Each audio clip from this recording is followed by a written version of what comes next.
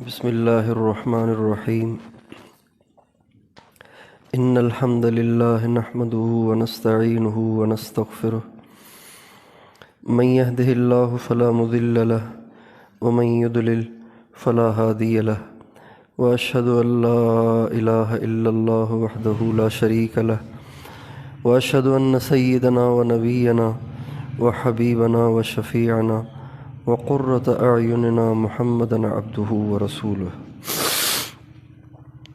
صلی اللہ تبارک و تعالی علیہ وعلی آلہ واصحابہ وازواجہ وذریتہ وبارک وسلم تسلیما کثیرا. اما بعد فاعوذ باللہ من الشیطان الرجیم. بسم اللہ الرحمن الرحیم. اللہ یجتبی الیہ من یشاء ویہدی الیہ من ینیب. سبحان ربک رب العزۃ عما یصفون وسلام علی المرسلین والحمد للہ رب العالمین. اللہم صلی علی سیدنا محمد وعلی آل سیدنا محمد وبارک وسلم. میرے محترم دوستوں اور بھائیوں، یہ جتنا مجمع یہاں تشریف فرما ہے یہ سب دین کے خادم ہیں، دین کے خدمت گزار ہیں. یہ دنیا دار طبقہ نہیں ہے، یہ بازاری مجمع نہیں ہے. یہ دین کے خدمت گزار اللہ کے نوکر ہیں، اللہ کے ملازم ہیں اور اللہ کے مزدور ہیں. ہم سب کی یہ خواہش ہے کہ اللہ تعالیٰ ہم سے اپنی رضا کے مطابق دین کا کام لے. یہ ہم سب کی خواہش ہے، کیوں نہیں؟ ایسا ہی ہے کہ نہیں؟ اللہ تعالیٰ دین کی خدمت کے لیے ہمیں قبول کرے. اللہ تعالیٰ نے اس گزشتہ صدی میں ہمارے اکابر سے، جن کے ہم نام لیوا ہیں اور جس سلسلے کی لڑی میں ہم اور آپ اس کا ایک حصہ ہیں، اللہ تعالیٰ نے ان سے بہت دین کا کام لیا. جب انگریز یہاں آیا تھا تو انگریز کی حکومت تھی اور جس کی لاٹھی ہوتی ہے اسی کی بھینس ہوتی ہے. جب انگریز حکومت میں ہو تو آپ بتائیے اس نے دین کو مٹانے کے لیے کیا کیا اسباب اختیار کیے ہوں گے. آج جب ان انگریزوں کے جو چیلے ہیں، ان کے جو ایجنٹ ہیں، ان کے جو نوکر ہیں، ان کے جو نام لیوا ہیں، یعنی ہمارے حکمران، آپ دیکھیے کہ وہ کتنا بڑا نقصان کر رہے ہیں اس وقت دین کا. تو خود انگریز نے دین کا کتنا نقصان کیا ہوگا. جب ان کے نوکروں کا حال یہ ہے جنہوں نے ہماری نوجوان نسل کو زنا اور شراب میں ڈال دیا، ان کو ڈانسر بنا دیا، ان کو ایکٹر بنا دیا، اور وہ ڈانسروں کو ایوارڈ دیتے ہیں اور وہ ڈانسروں کو اپنے ملک کے لیے فخر کہتے ہیں. یہ فخر پاکستان ہے.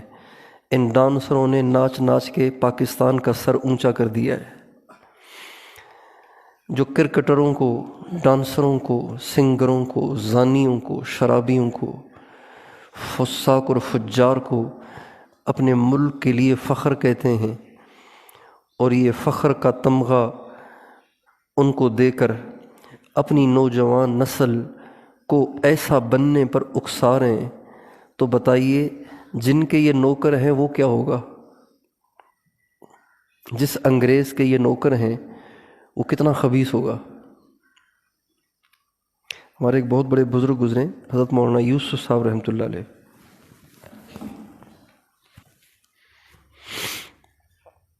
وہ جب بیان فرماتے تھے تو بیان کے دوران، چونکہ وہ تبلیغ والے تو شفیق ہوتے ہیں نا، تبلیغ والے تو شفیق ہوتے ہیں، نرم ہوتے ہیں، رحم دل ہوتے ہیں، یہاں تک کہ مجاہدین کو ان پہ یہ اشکال ہو جاتا ہے کہ یہ تو سرے سے قتال ہی کے خلاف ہیں۔ قتال کے خلاف نہیں ہوتے، شفقت کا ان پہ غلبہ ہے، اس وجہ سے ان سے بعض دفعہ ایسے جملے نکل جاتے ہیں، ورنہ وہ قتال کے خلاف نہیں ہیں۔ قتال کے خلاف جو ہے وہ تو قرآن کے بھی خلاف ہے، چونکہ قتال کا حکم تو قرآن وَقَاتِلُوهُمْ حَتَّى لَا يَكُونَ الدِّينُ لِلَّهِ إِلَّا لِلَّهِ حَتَّى لَا تَكُونَ فِتْنَةٌ قَاتِلُوهُمْ، تو قتال تو قرآن کا حکم ہے، اس کے خلاف تو کوئی مسلمان نہیں ہو سکتا۔ تبلیغ والے شفیق ہوتے ہیں، ان پہ شفقت کا غلبہ ہے۔ مولانا یوسف رحمۃ اللہ علیہ تو تبلیغ کے امیر تھے، آپ اندازہ لگائیں ان میں کتنی شفقت ہوگی۔ لیکن جب یہود اور نصارہ کا بیان کے اندر تذکرہ آتا تھا تو ان میں ایسا جوش آ جاتا تھا کہ ان کی پگڑی ٹیڑھی ہو جاتی تھی، جوش میں ایسے ہلتے تھے، جوش میں ایسے وہ ہاتھ ہلاتے تھے کہ ان کی پگڑی ٹیڑھی ہو جاتی تھی۔ حضرت امام ربانی مجدد الف ثانی رحمۃ اللہ علیہ فرماتے ہیں، میں نے ساری زندگی ریاضتیں مجاہدے کیے، میں اس نتیجے پہ پہنچا ہوں کہ سب سے زیادہ اللہ تعالیٰ کا قرب جو حاصل ہوتا ہے وہ اللہ کے دشمنوں سے بغض کے اظہار سے۔ جتنا زیادہ آپ اللہ کے دشمنوں سے بغض کا اظہار کریں گے نا، اتنا آپ اللہ کے قریب ہوں گے۔ لیکن وہ بغض اللہ کے لیے ہو، یہ ہر ایک کے بس کی بات نہیں ہے، ہر ایک کے بس کی بات نہیں ہے۔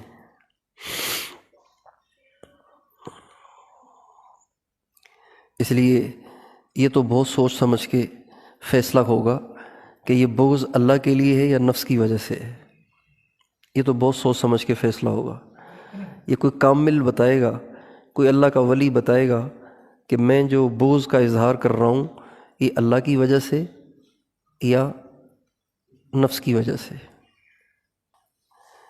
تو مولانا یوسف رحمۃ اللہ علیہ جب یہود اور نصارہ کا تذکرہ آتا تھا اتنے جوش میں آ جاتے تھے کہ ان کی پگڑی ٹیڑھی ہو جاتی تھی اور وہ بے خود ہو جاتے تھے۔ تو چونکہ تاریخ اسلام کا انہوں نے بہت مطالعہ کیا تھا، مولانا یوسف رحمۃ اللہ علیہ نے تاریخ اسلام کا بہت مطالعہ کیا تھا۔ حیات الصحابہ انہوں نے لکھی ہے، کمال کتاب ہے وہ، آپ سب کو وہ کتاب پڑھنی چاہیے۔ حیات الصحابہ 3 جلدیں ہیں اس کی۔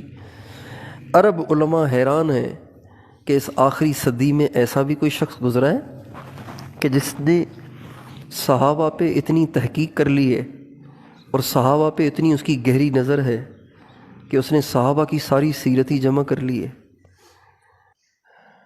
میں نے ایک بہت بڑے عالم سے ایک دفعہ پوچھا تھا، شروع میں جب میں فارغ ہوا تھا، مطالعے کا بہت شوق تھا، تو میں نے ایک بہت بڑے عالم تھے ان سے پوچھا، بہت بڑے عالم،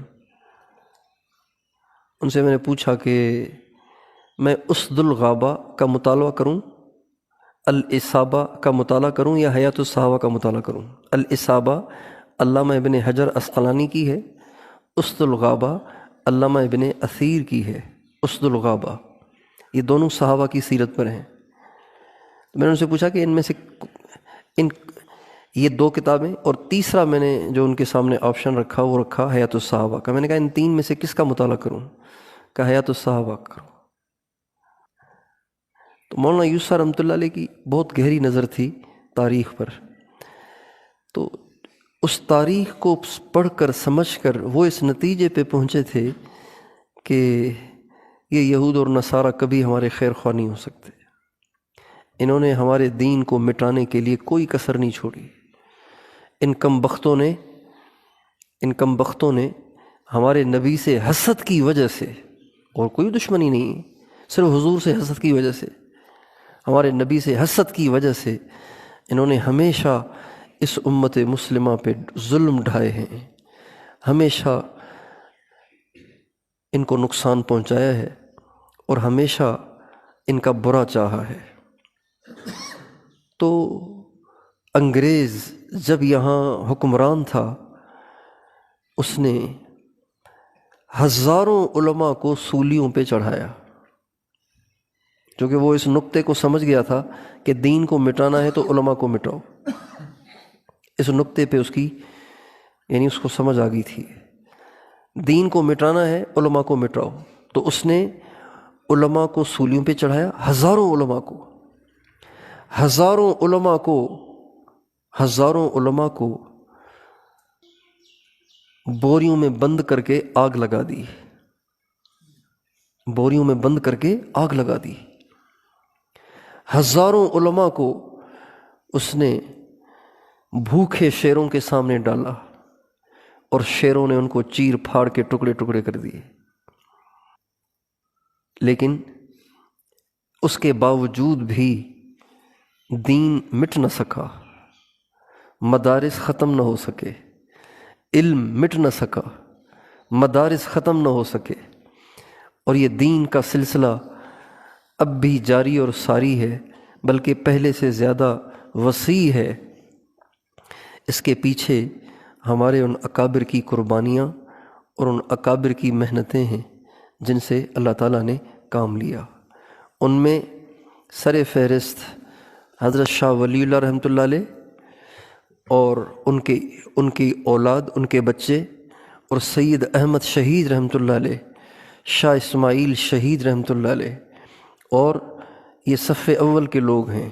اور صف ثانی میں حجت الاسلام والمسلمین مولانا محمد قاسم صاحب نانوتوی رحمۃ اللہ علیہ، اور حضرت مولانا حاجی امداد اللہ صاحب مہاجر مکی رحمۃ اللہ علیہ، اور حضرت حافظ محمد ضامن شہید رحمۃ اللہ علیہ، اور حضرت امام ربانی مولانا رشید احمد گنگوہی رحمۃ اللہ علیہ، اور حضرت شیخ الہند مولانا محمود حسن اسیر مالٹا رحمۃ اللہ علیہ، اور حضرت مولانا خلیل احمد سہارنپوری رحمۃ اللہ علیہ، اور حضرت حکیم الامہ مولانا اشرف علی تھانوی رحمۃ اللہ علیہ، اور شیخ العرب والعجم مولانا سید حسین احمد مدنی رحمۃ اللہ علیہ، اور امام التبلیغ حضرت مولانا محمد الیاس صاحب رحمۃ اللہ علیہ، اور مولانا محمد زکریہ صاحب رحمۃ اللہ علیہ، اور مولانا محمد یوسف صاحب رحمۃ اللہ علیہ۔ یہ وہ ایک مجموعہ ہے، ایک جماعت ہے کہ جن کے ذریعے سے اللہ تعالیٰ نے اسلام کی چھت کو باقی رکھا، اور انگریز نے بڑے بلڈوزر چلائے، لیکن ان ہمارے اکابر نے پلر اور ستون کا کام دیا، اور اپنے کندھوں پہ انہوں نے اسلام کو اٹھایا، اور آج تک اسلام زندہ ہے۔ جتنے تبلیغ میں لگے ہوئے ہیں یہ سب کے سب، جتنے مدرسوں میں پڑھ رہے ہیں یہ سب کے سب، جتنے جمعیت کا کام کر رہے ہیں یہ سب کے سب، جتنے سپاہ کا کام کر رہے ہیں یہ سب کے سب، جتنے خانقاہوں میں بیٹھے ہوئے ہیں یہ سب کے سب، یہ ساری جتنے طالبان ہیں، جتنے افغانستان کے مجاہدین ہیں یہ سب کے سب، جتنے مجاہدین کشمیر ہیں یہ سب کے سب انہی کے کھاتے میں ہیں جنہوں نے اپنے کندھے دے کر اسلام کی چھت کو کھڑا کیا۔ ہم سب ان کے کھاتے میں ہیں، ہم جو کچھ کر رہے ہیں نیکی کا کام، یہ سب مولانا نانوتوی کی کھاتے میں جا رہا ہے، حضرت شیخ الہند کے کھاتے میں جا رہا ہے، حضرت مدنی کے کھاتے میں جا رہا ہے، مولانا عبید اللہ سندھی کے کھاتے میں جا رہا ہے، مولانا الیاس صاحب کے کھاتے میں جا رہا ہے، مولانا یوسف صاحب کے کھاتے میں جا رہا ہے، مولانا زکریہ صاحب کے کھاتے میں جا رہا ہے، حضرت تھانوی کے کھاتے میں جا رہا ہے۔ یہ وہ لوگ ہیں جن کے ذریعے سے مٹتے اسلام کو اللہ نے زندہ کیا۔ آج کے ہمارے نوجوان طلباء علماء یہ بھی چاہتے ہیں کہ اللہ تعالیٰ ہم سے بھی دین کا کام لے، لیکن جن صفات کی بنا پر اللہ تعالیٰ کام لیتا ہے ان صفات کی طرف ہم توجہ نہیں کرتے۔ حالانکہ اللہ تعالیٰ خام خواہ کام نہیں لیتے، کچھ صفات دیکھتے ہیں پھر کام لیتے ہیں۔ آپ کے مدرسے میں کوئی داخل ہونے آتا ہے تو ہر شخص جو منہ اٹھا کے آ گیا اس کو داخلہ مل جاتا ہے؟ پرائمری بھی پڑھا ہوا نہیں ہے، نورانی قاعدہ بھی نہیں آتا، وہ کہہ رہا ہے مجھے درس نظامی میں داخلہ دیں، اس کو کیسے داخلہ ملے گا؟ آپ کے مدرسے کے لیے قوائف ہیں، ہر مدرسے کے لیے، ہر اسکول کے لیے، ہر یونیورسٹی کے لیے قوائف ہیں، تو اللہ تعالیٰ اپنے دین کی خدمت بھی ہر ایک سے نہیں لیتا، کسی میں کچھ دیکھتا ہے پھر اس پہ اس کا فضل متوجہ ہوتا ہے۔ اللہ تعالیٰ نے قرآن پاک کی اس آیت میں جو آپ کے سامنے تلاوت کی ہے، اس میں اللہ تعالیٰ نے ایک جامع صفت بتائی ہے، جامع صفت جس میں وہ ہوتی ہے، اللہ کہتے ہیں میں اسے دین کا کام ضرور لیتا ہوں۔ اللہ تعالیٰ فرماتے ہیں اللہ یجتبی الیہ من یشاء، اللہ جس کو چاہتا ہے اسے چھانٹ لیتا ہے، اس کو سلیکٹ کر دیتا ہے، اس کا انتخاب کر لیتا ہے۔ کس کا انتخاب کرتا ہے؟ پھر آگے فرماتے ہیں اللہ یجتبی الیہ من یشاء ویہدی الیہ من ینیب، جس میں انابت ہوتی ہے نا اللہ اسے ضرور کام لیتا ہے۔ انابت ہوتی ہے،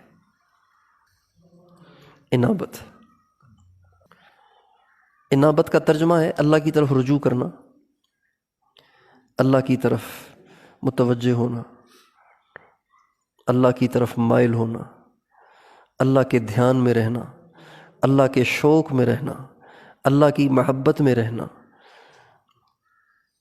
اللہ کے عشق میں رہنا، اللہ کے خیال میں رہنا، اللہ کے دھیان میں رہنا، اللہ کی یاد میں رہنا، اللہ کے ذکر میں رہنا، اس کو انابت کہتے ہیں۔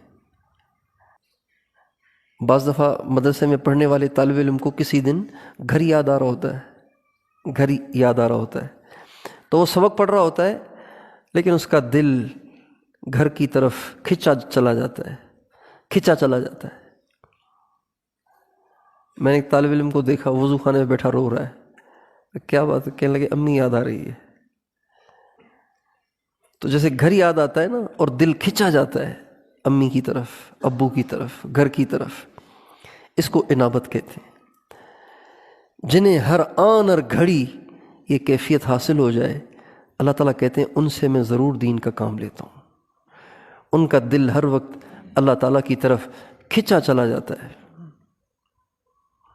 وَحَقِّكُمْ مَا لُذَّ لِي غَيْرُ ذِكْرِكُمْ وَذِكْرُ سِوَاكُمْ فِي فَمِي قَطُّ لَا يَحْلُو، تیرے حق کی قسم، تیرے نام کو لیے بغیر میرا منہ میٹھا ہی نہیں ہوتا، اور جب تک تیرا نام نہ لوں میرا منہ پھیکا رہتا ہے۔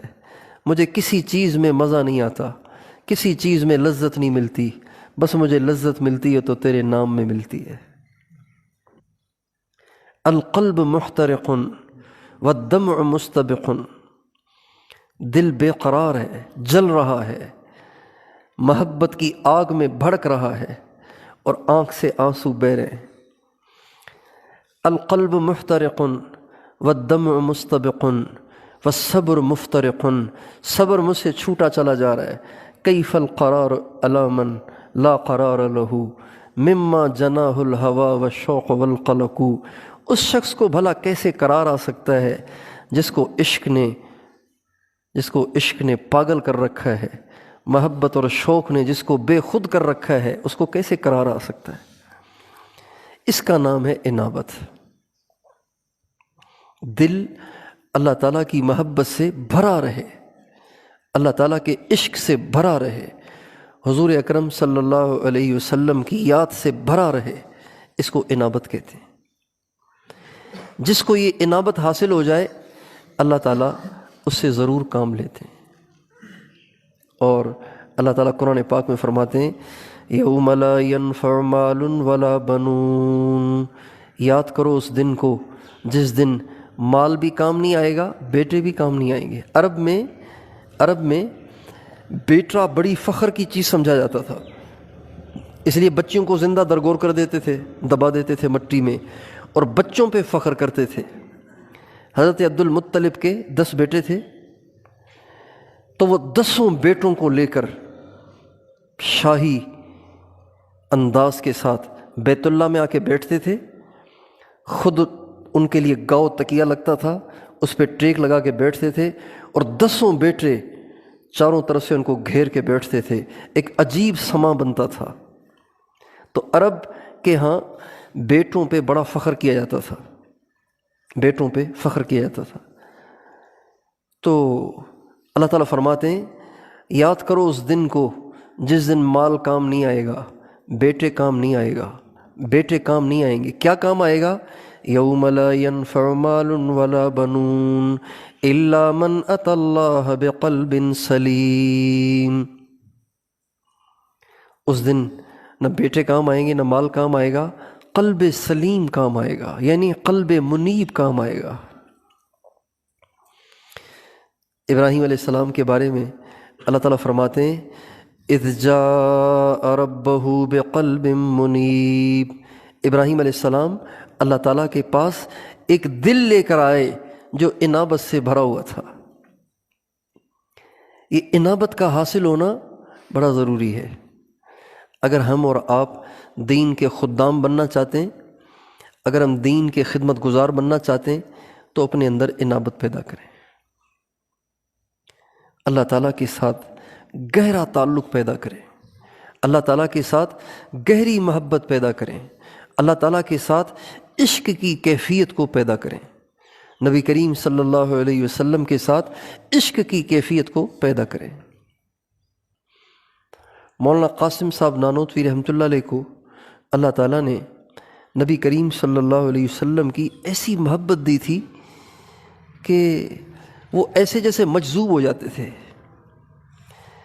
جب حرمین شریفین کے سفر پہ تشریف لے جاتے تھے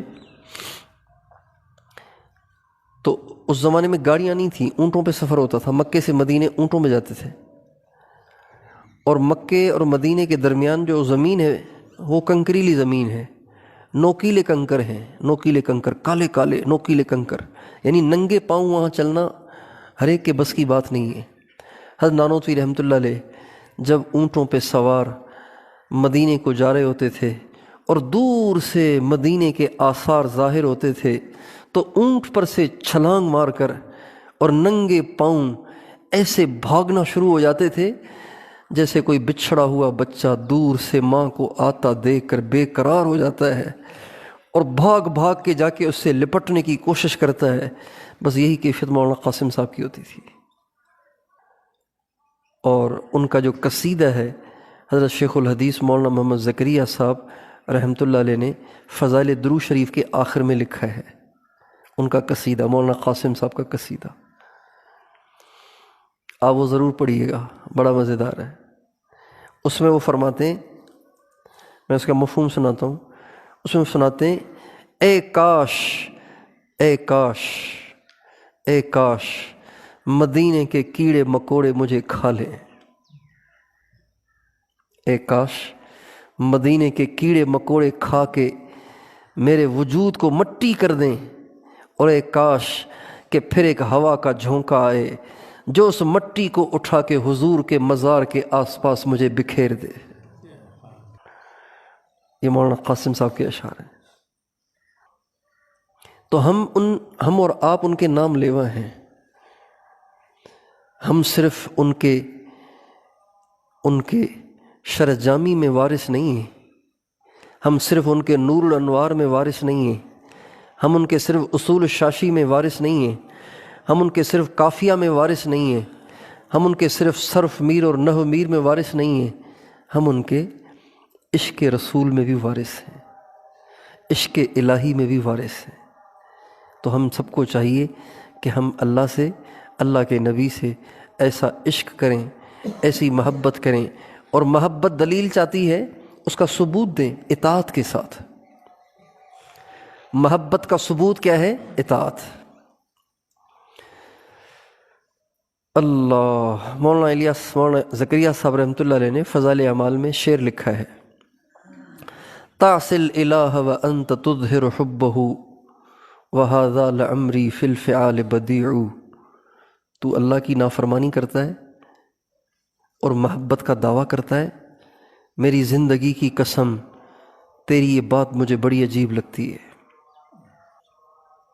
وَهَذَا لَعَمْرِي فِي الْفِعَالِ بَدِيعُ، میری زندگی کی قسم تیری یہ بات مجھے بڑی عجیب لگتی ہے کہ محبت کے دعوے بھی کرتا ہے اور اطاعت بھی نہیں کرتا ہے، نافرمانی بھی کرتا ہے۔ تَعْصِل الْإِلَٰهَ وَأَنْتَ تُظْهِرُ حُبَّهُ وَهَذَا لَعَمْرِي فِي الْفِعَالِ بَدِيعُ لَوْ كَانَ حُبُّكَ صَادِقًا لَأَطَعْتَهُ ان المحب لمن يحب مطیع، اگر تجھے سچی محبت ہوتی تو تو فرما بردار ہوتا، اس لیے کہ یہ قاعدے کی بات ہے کہ ہر عاشق اپنے معشوق کا پیروکار، تابع دار، فرما بردار ہوتا ہے۔ تو اللہ اور اس کے نبی سے عشق کریں اور عشق کا ثبوت دیں عمل کے ذریعے سے، اطاعت کے ذریعے سے۔ اللہ سے عشق کا ثبوت یہ ہے کہ آپ سے کوئی گناہ نہیں ہونا چاہیے۔ اللہ سے عشق کا یہ ثبوت ہے کہ اللہ، دل تو بہت چاہتا ہے کہ میرے پاس بھی بڑا موبائل ہو اور انٹرنیٹ کا پیکیج ہو اور میں بھی فیس بک پہ دنیا جہاں کی فحاشی دیکھوں، دل تو چاہتا ہے، آخر جوان جو ہوں تو جذبات تو میرے اندر بھی ہیں، لیکن میں نہیں دیکھوں گا تجھ سے محبت کی وجہ سے، تجھ سے محبت کرتا ہوں، اس لیے میں اپنی چاہت کو قربان کرتا ہوں۔ دل تو میرا بھی کرتا ہے بازاروں میں گھوموں، ادھر ادھر پھرنے والی لڑکیوں کو گور گور کے دیکھوں، دل تو میرا بھی کرتا ہے۔ دل تو میرا بھی کرتا ہے جہاں بیٹھوں وہاں غیبت کا بازار گرم کروں، اوروں پہ تبصرے کروں، اوروں پہ تنقید کروں، اپنی رائے کا اظہار کروں، دل تو میرا بھی چاہتا ہے، لیکن میں نے اپنی زبان کو تالا لگا رکھا ہے تیری محبت میں۔ یہ اللہ سے محبت کا ثبوت ہے۔ اور عشق رسول کا ثبوت یہ ہے کہ آپ کی زندگی کا کوئی کام سرکار دو عالم صلی اللہ علیہ وسلم کی سنت سے ہٹ کے نہ ہو۔ یہ حضور سے محبت کا ثبوت ہے۔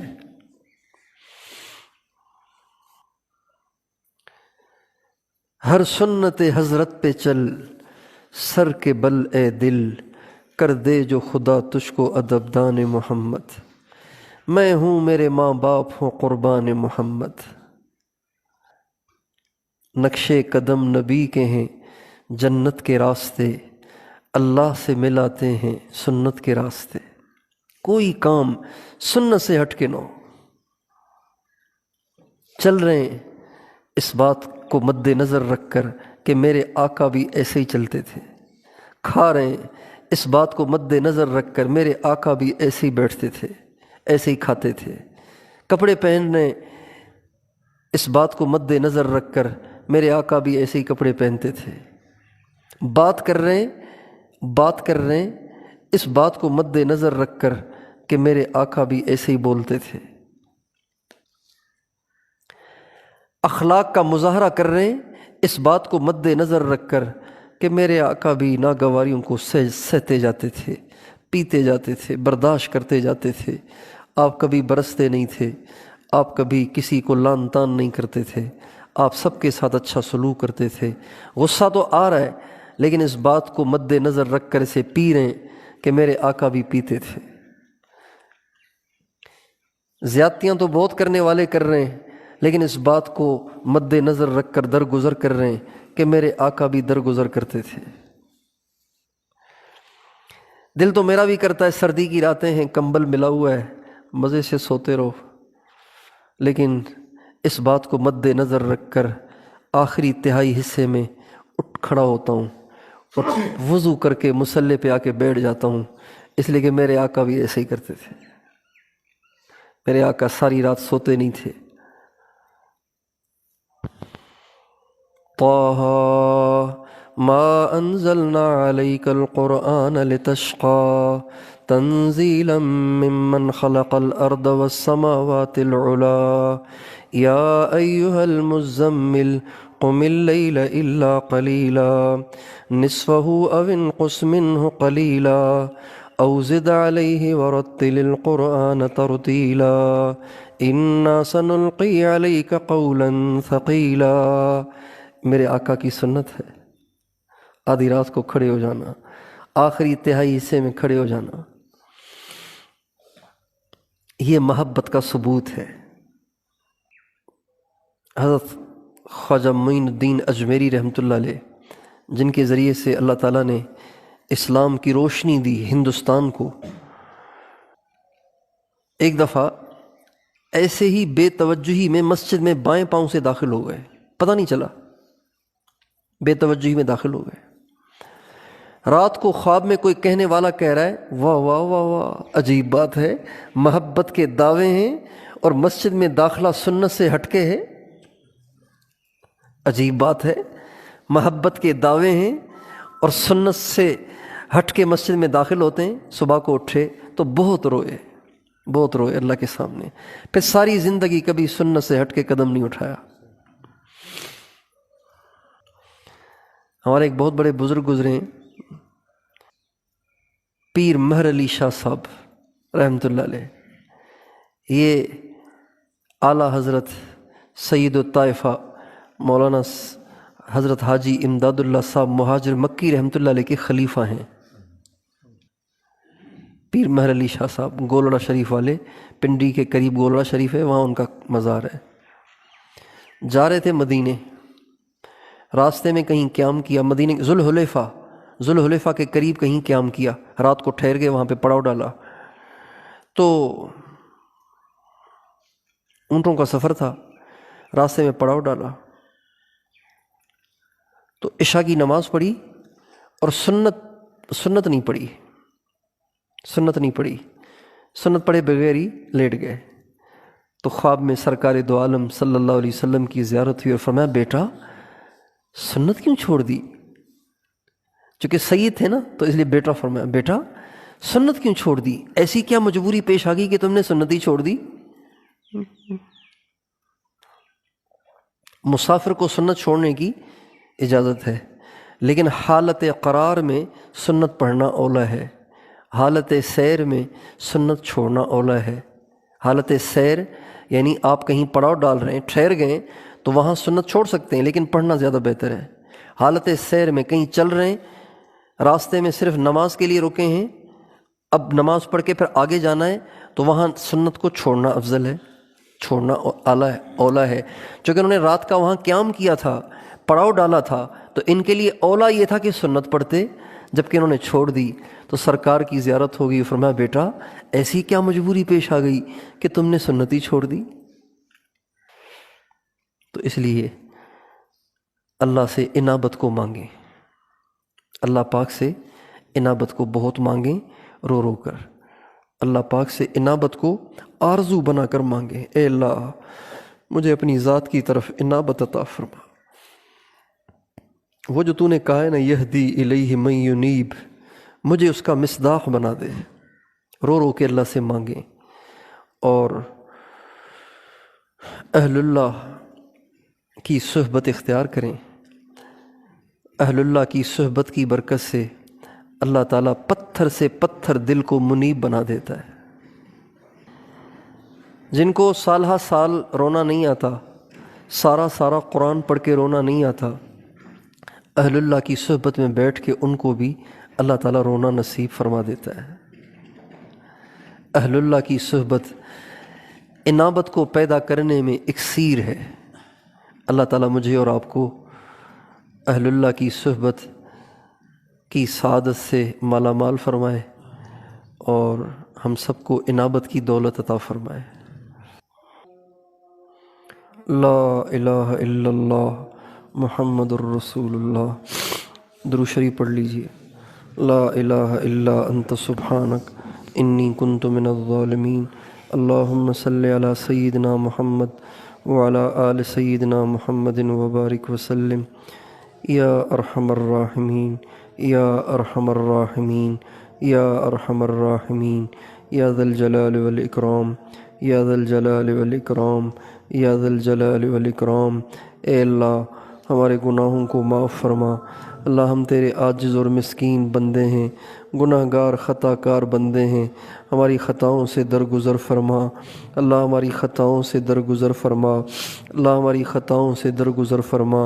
اے اللہ ان سارے طلباء علماء، ان تمام ساتھیوں کو قبول فرما۔ اے اللہ ان سب کو دین کا خدمت گزار بنا۔ اے اللہ ان سب کو انابت کی دولت عطا فرما۔ اے اللہ ہم سب کو انابت کی دولت عطا فرما، اپنی سچی محبت عطا فرما، اپنے نبی کی سچی محبت عطا فرما۔ اللہ ہم نے اے اللہ ہم دنیا سے تو کٹ گئے، ہم کاروباروں سے تو کٹ گئے اللہ، ہم دنیا داری سے تو کٹ گئے، ہم مدرسوں کے ہو کر رہ گئے اے اللہ، ہم مدرسوں کی چار دیواریوں میں محبوس ہو گئے، محصور ہو گئے اللہ۔ اتنا ہمارے بس میں تھا کہ ہم دنیا داری سے اے اللہ دست بردار ہو کر آ کے ان مقدس چار دیواریوں میں بیٹھ جائیں، لیکن اے اللہ یہاں بھی شیطان نے ہمارا پیچھا نہ چھوڑا، یہاں بھی نفس نے ہمارا پیچھا نہ چھوڑا، یہاں بھی ہماری نگاہیں ناپاک ہوتی ہیں، یہاں بھی ہماری زبانیں بے لگام ہوتی ہیں اے اللہ، یہاں بھی ہماری تنہائیاں اے اللہ ناپاک ہو جاتی ہیں۔ اے مالک الملک اب آپ بتائیں ہم جائیں تو کہاں جائیں اے اللہ؟ مدرسوں میں آئے پھر بھی گناہوں سے نہ بچ پائے، تبلیغ میں گئے پھر بھی گناہوں سے نہ بچ پائے اللہ، ہم جائیں تو کہاں جائیں؟ کس جائے، کون سی جائے پناہ ہے جہاں جا کر اپنے ایمان کو بچائیں؟ دنیا فحاشی پہ اتر آئی ہے اے اللہ، عریانی پہ اتر آئی ہے، بے دینی پہ اتر آئی ہے، ساری دنیا کا کفر ہمیں تجھ سے توڑنا چاہتا ہے اور ہم تجھ سے جڑنا چاہتے ہیں۔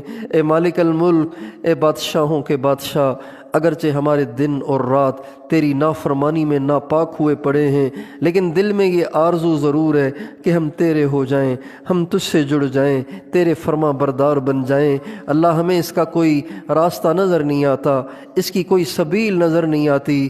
تیرے نبی ہوتے تو ہم ان کی خدمت میں چلے جاتے، ان کی خدمت سے مستفید ہوتے اے اللہ، اپنے دل کو منور کرتے۔